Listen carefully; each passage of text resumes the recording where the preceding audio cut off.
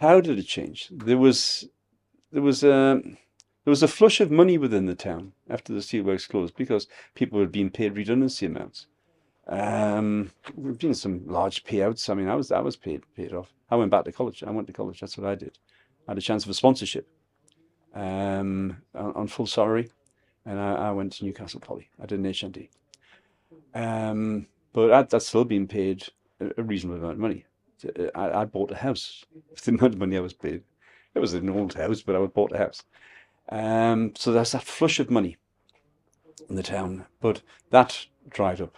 That caved in on itself. And when it did, give it 2 or 3 years after that, the town sort of started to implode on itself.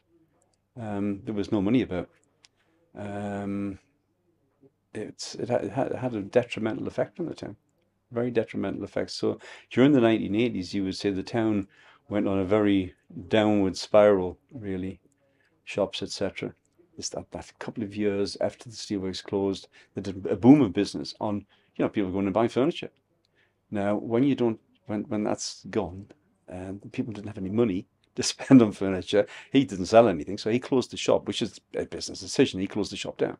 Um, it's, I think, you take away the essentials, take away luxury goods, take the luxury goods type of thing out, the non-essential items, your furniture, your holidays, all this that type of stuff, cars, then they just died off. They disappeared.